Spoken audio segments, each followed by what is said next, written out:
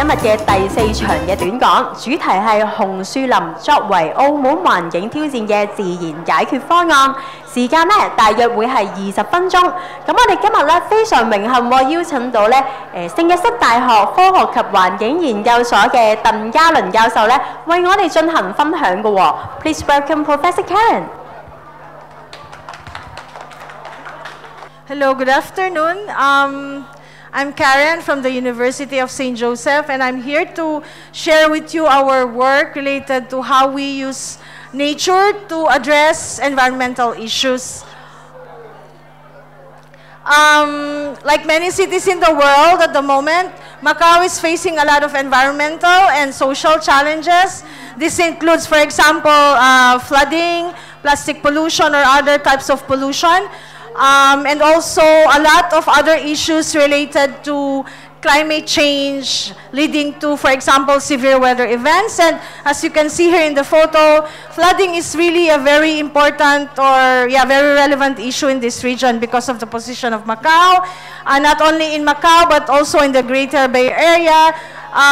We have experienced this actually in the past few months or even last year. We experienced severe storms or severe flooding, as you can see here in the news, even in other parts of South China. So, with these environmental issues, okay, extreme heat waves, heat island effects, what can we do, okay? How can we address these challenges? And how can we use nature to solve these issues? So, what can nature do for us? So, this is a big question, and our team has been exploring this, okay, to answer or to help address environmental issues. So we call this nature-based solution. So using nature to solve environmental issues is very important because they don't only target specific problems like flooding, okay, pollution, but also provides us many other benefits. So nature-based solution is technically defined by the United Nations as actions to protect, sustainably manage, and restore natural or modified ecosystems. And for our purpose, okay, we have been doing scientific research and translating this into action and focus on the mangroves,紅樹林or紅樹林. Do you know where the mangroves are in Macau?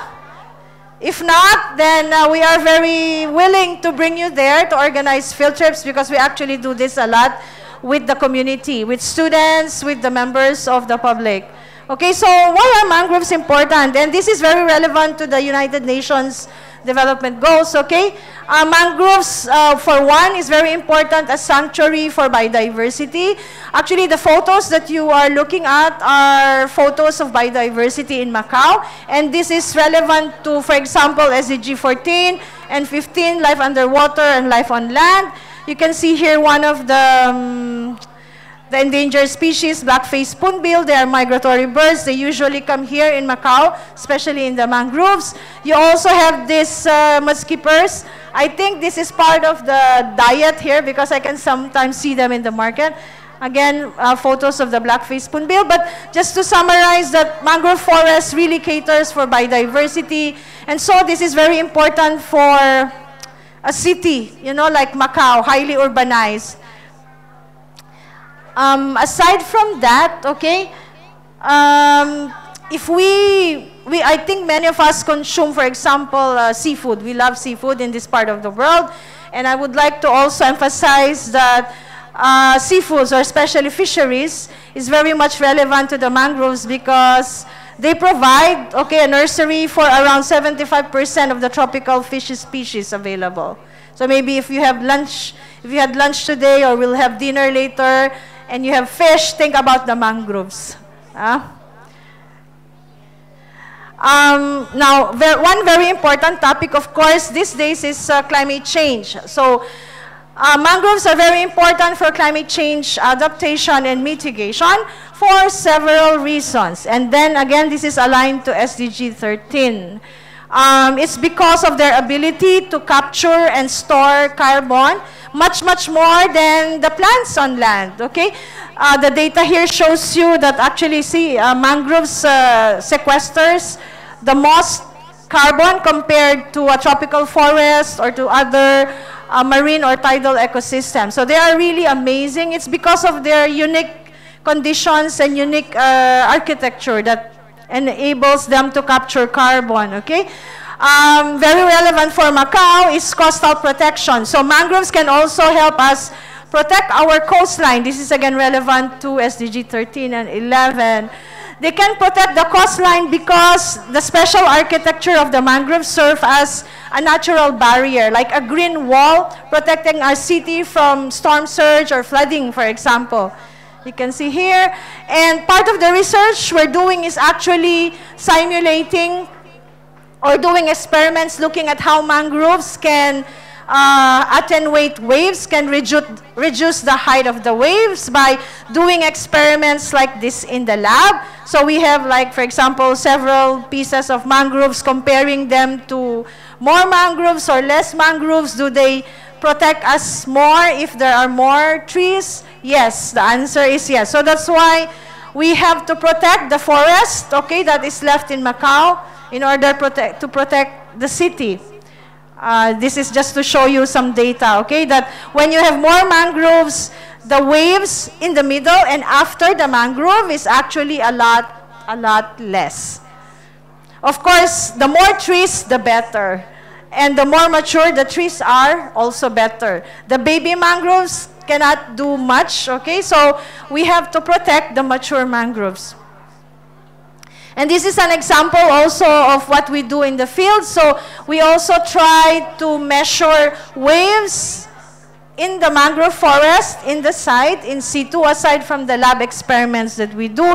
And I wanted to share with you that we are developing low-cost smart sensors because we want the technology to be available not just to scientists like us, but to regular or ordinary people like you who would like to investigate or to do measurements, okay? So make it more affordable for everyone. Because usually this type of machines or equipment are expensive. So actually, we just buy some parts from Taobao and then put them together and make these machines. Okay? Aside from that, mangroves are also called kidneys of the sea because they can also clean water. And part of my research, for example, is looking at how mangroves can clean up pesticides. So they can clean up pesticides. They also can clean nutrients, which can cause eutrophication. And they can also actually filter a lot of other pollutants in the water and in the soil. So that's why very important. One very important topic, and I saw this in the other presentations, is the issue of plastic pollution. So aside from doing those other amazing things, mangroves can actually also act as a sieve or trap for plastics, okay? Big plastics and microplastics. So this is one of the research which we are also doing. And aside from the research, we also do a lot of community outreach. We do a lot of coastal cleanup, for example, and we have recently developed this application to identify the lapsap, you know, if it's plastic, paper, bottle, and you can download this application in your mobile phone to help determine or identify and automatically count the litter. It's important for us to gather data because aside from collecting or cleaning, we need to know actually what type of lapsap or what type of garbage are being thrown in order for us to reinforce education upstream. Okay, so mangroves is also a very nice place actually for environmental education. So for the students, the parents, the teachers who are here, I would like to let you know that we actually can organize visits to these ecological sites and do activities with your kids, with the students, with your children. Okay, so we do a lot of these outreach activities, which is very important. And because of all these benefits, you know, mangroves contribute a lot actually to, you know, to this amount, monetary value of mangroves, because of the indirect benefits that they provide. I'm just sharing it you here some of the other outreach activities that we do. We organize other activities such as this recent biodiversity photography competition. We are going to have an exhibition in the University of St. Joseph on October 18 to 31 and at the Venetian in the whole month of November. We also do a lot of talks. Okay, so we offer our services. I'm also informing everyone that if you want us to do sharing, we are also very open to that. Not just about mangroves, but other topics like plastics. So in this case, this talk was about microplastics. We also do like more hands-on workshop, okay, showing, for example, students or the community how microplastics look like and where do they come from. This is another event with another school in Ritchie. So we've been to many schools in Macau and we've been working with thousands of students and teachers and the members of the local community. See, this is our microplastic workshop. And then we also have the mobile exhibition. So if you want to know more about mangroves, we have the mobile exhibition there at the back. And you can also get a free copy of this book. It's there with my team. Okay? Yeah, so, yeah, because we have this model, anyway. We have this model tank actually that we usually bring, and it shows how mangroves can protect the city from flooding, for example. So it's a model tank. We also do eco tours in the eco zone. Okay, these are some of the students who has been to our visits. Okay, we are also always, I mean, at least in the past 3-4 years, in the Macau Green Week, showcasing our work and doing environmental education. Okay. This is with IAM. And these are our students. So our students actually also help in the outreach and environmental education work that we do. Because I think this is very important, okay, to engage our students as well. And of course, this is the most important part of the work that we do is the mangroves planting. So we usually do planting every March of each year when the seeds of the mangroves are available for planting. This is with the community and organized with IAM. We planted 900 mangroves last March. So we've actually planted thousands, almost 3,000 mangroves in the past 3 years. And the survival rate is quite high. More than 90% of the seedlings usually survive and grow.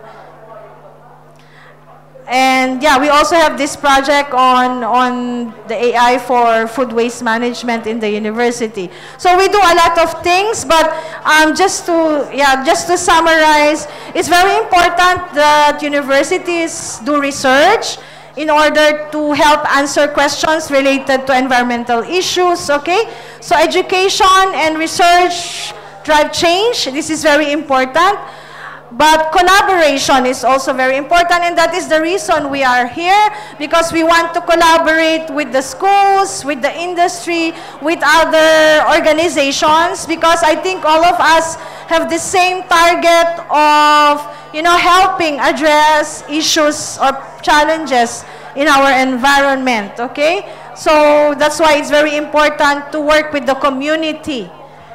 So if you have projects or any activities in the future or in the near future that require, you know, expertise in this area, I would be very happy with my team to come and give talks or to give a workshop with you. Okay, and this is my team. We are an international group of people. They are here, Yolanda, Mikael, and Darwi are here. But I also work with people from other places in the world, as you can see from the color of this.